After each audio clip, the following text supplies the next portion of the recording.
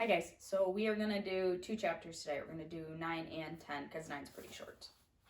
Chapter 9. Yes, Count Olaf continued. It certainly is strange to find a child missing, one so small and helpless. Where's Sunny? Violet cried. What have you done with her? Count Olaf continued to speak as if he had not heard Violet. But then again, one sees strange things every day. In fact, if you two orphans follow me out to the backyard, I think we will see something rather unusual. The Baudelaire children didn't say anything, but followed Count Olaf through the house and out the back door. Violet looked round the small, scraggly yard, in which she had not been since she and Klaus had been forced to chop wood. The pile of logs they made was still laying there untouched, as if Count Olaf had merely made them chop logs for his own amusement, rather than for any purpose. Violet shivered, still in her nightgown, but as she gazed here, she saw nothing unusual. You're not looking in the right place, Count Olaf said. For children who read so much, you are remarkably unintelligent. Violet looked over in the direction of Count Olaf, but could not meet his eyes. The eyes on his face, that is. She was staring at his feet, and could see the tattooed eye that had been watching the Baudelaire orphans since their troubles had begun. Then her eyes traveled up Count Olaf's lean, shabbily dressed body, and saw that he was pointing up with one scrawny hand. She followed his gesture and found herself looking at the forbidden tower. It was made of dirty stone, with only one lone window, and just barely visible in the window was what looked like a birdcage. Oh no, Klaus said in a small, scared voice, and Violet looked again. It was a birdcage, dangling from the tower window like a flag in the wind, but inside the birdcage she could see a small, frightened Sunny. When Violet looked closely, she could see there was a large piece of tape across her sister's mouth and ropes around her body. She was utterly trapped. Let her go, Violet said to Count Olaf. She has done nothing to you. She is an infant. Well now, Count Olaf said, sitting on a stump. If you really want me to let her go, I will. But surely even a stupid brat like you might realize that if I let her go, or more accurately, if I asked my comrade to let her go, poor little Sunny might not survive the fall down to the ground.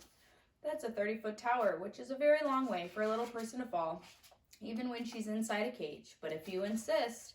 No, Klaus cried, don't. Violet looked into Count Olaf's eyes, and then at a small parcel that was her sister hanging from the top of the tower and moving slowly in the breeze. She pictured Sunny toppling from the tower and onto the ground, pictured her sister's last thoughts of being of sheer terror. Please, she said to Count Olaf, feeling tears in her eyes. She's just a baby. We'll do anything. Anything. Just don't harm her. Anything? Count Olaf asked, his eyebrow rising. He leaned in toward Violet and gazed into her eyes.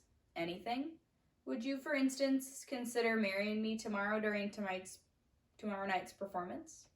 Violet stared at him. She had an odd feeling in her stomach, as if she were the one being thrown from a great height. That really frightening thing about Olaf, she realized, was that he was very smart after all. He wasn't merely an unsavory drunken brute, but an unsavory, clever drunken brute. While you were busy reading books and making accusations, Count Olaf said, I, one of my quietest, sneakiest assistants, sulk into your bedroom and steal away little Sunny. She is perfectly safe for now, but I consider her to be stick behind a stubborn mule. Our sister is not a stick, Klaus said. A stubborn mule, Count Olaf explained, does not move in any direction its owner wants it to. In that way, it's like you children who insist on mucking up my plans. Any animal owner will tell you that a stubborn mule will move in a proper direction if there is a carrot in front of it and a stick behind it. It will move toward the carrot because it wants the reward of food, and away from the stick because it does not want the punishment of pain. Likewise, you will do what I say to avoid the punishment of the loss of your sister, and because you want the reward of surviving this experience. Now, Violet, let me ask you again. Will you marry me? Violet swallowed and looked down at Count Olaf's tattoo. She could not bring herself to answer. Come now, Count Olaf said, his voice faking, a word which here means feigning kindness. He reached out a hand and stroked Violet's hair. Would it be so terrible to be my bride, to live in my house for the rest of your life? You're such a lovely girl. After the marriage, I wouldn't dispose of you like your brother and sister. Violet imagined sleeping beside Count Olaf and waking up each morning to look at his terrible man. She pictured wandering around the house trying to avoid him all day and cooking for his terrible friends at night, perhaps every night for the rest of her life. But then she looked up at her helpless sister and knew what her answer must be. If you let Sunny go, she said finally, I will marry you. I will let Sunny go, Count Olaf answered, after tomorrow night's performance. In the meantime, she will remain in the tower for safekeeping. And as a warning, I will tell you that my assistants will stand guard at the door to the tower staircase, in case you were getting any ideas. You're a terrible man, Klaus spat out, but Count Olaf merely smiled again. I may be a terrible man, Count Olaf said, but I have been able to concoct a foolproof way of getting your fortune, which is more than you've been able to do. With that, he began to stride toward the house, Remember that, orphans, he said. You may have read more books than I have, but it didn't help you gain an upper hand in this situation. Now, give me that book in which which gave you such grand ideas, and do the chores I assigned you. Klaus sighed and relinquished, a word which here means to give Count Olaf, even though he didn't want to, the book on nuptial law. He began to follow Count Olaf into the house, but Violet stayed still as a statue. She hadn't been listening to that last speech of Count Olaf's, knowing it would be full of the unusual self-congratulatory nonsense and despicable insults. She was staring at the tower, not at the top where her sister was dangling, but the whole length of it. Klaus looked back at her and saw something he had not seen in quite some time.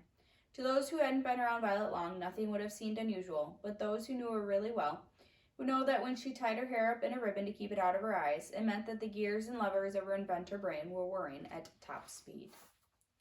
Chapter 10. That night, Klaus was the Baudelaire orphan sleeping fitfully on the bed, and Violet was the Baudelaire orphan staying up, working by light of the moon. All day the two siblings had wandered around the house, doing the assigned chores and scarcely speaking to each other. Klaus was too tired and despondent to speak, and Violet was holed up in an inventing area of her mind, too busy planning to talk. When night approached, Violet gathered up the curtains that had been Sunny's bed and brought them to the door of the tower stairs, where the enormous assistant of Count Olaf's, the one who looked like neither man nor woman, was standing guard. Violet asked whether she could bring blankets to her sister to make her more comfortable during the night. The enormous creature merely looked at Violet with its blank white eyes and shook its head, then dismissed her with a silent gesture. Violet knew, of course, that Sunny was too terrified to be comforted by a handful of draperies, but she hoped she would be allowed a few moments to hold her and tell her everything would turn out all right. Also, she wanted to do something known in crime industry as casing the joint.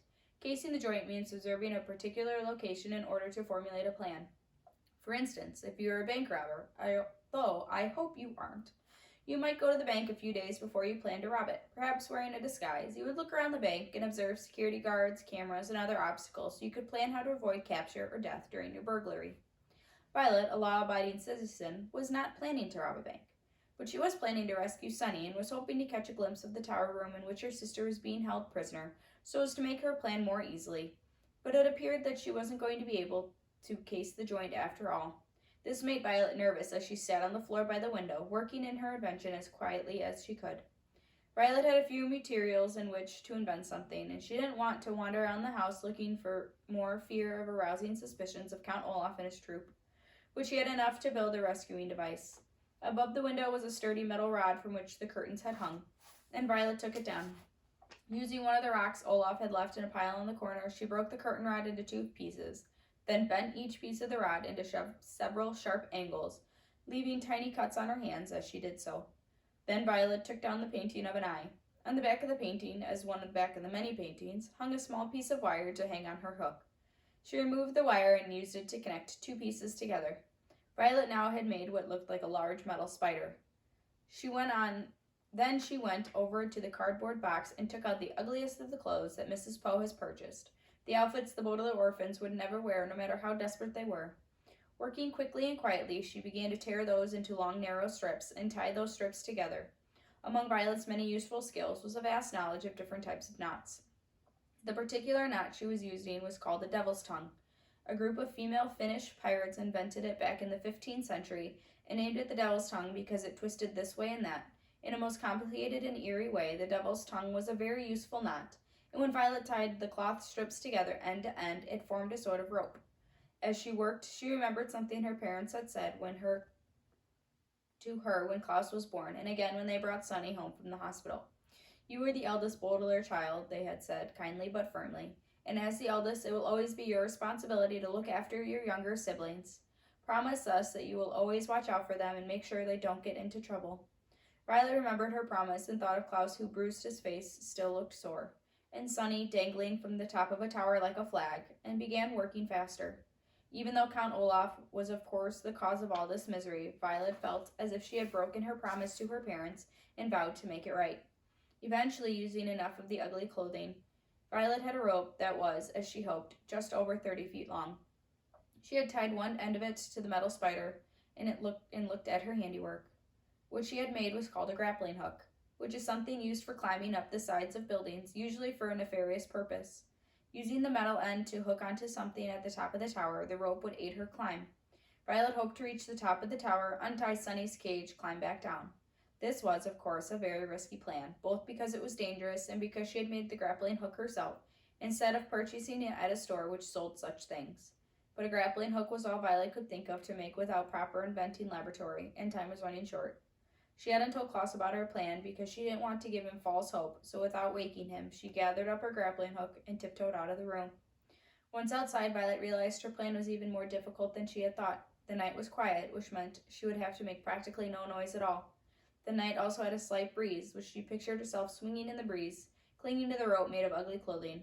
She almost gave up entirely. And that night was so dark, it was so hard to see where she could toss the grappling hook and have metal arms hook onto something.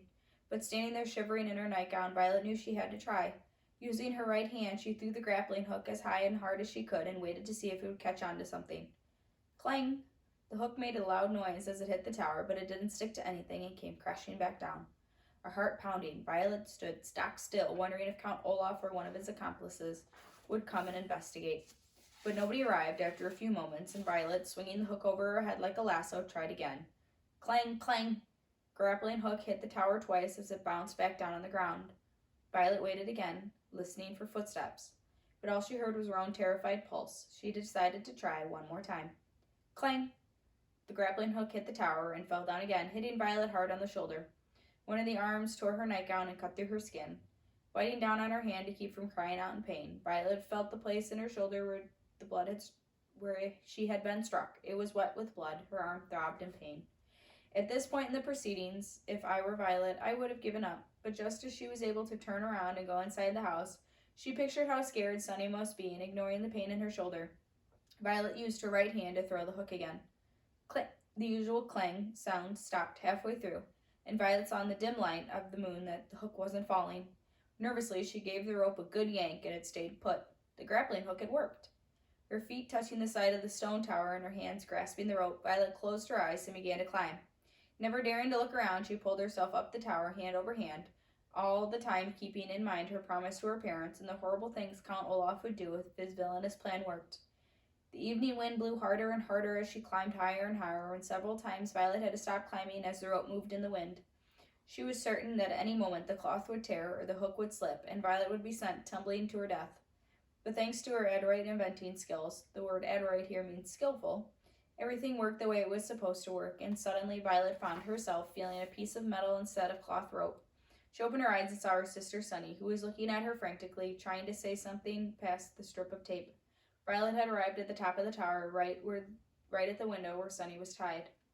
The eldest Baudelaire orphan was about to grab her sister's cage and begin her descent, when she saw something that made her stop.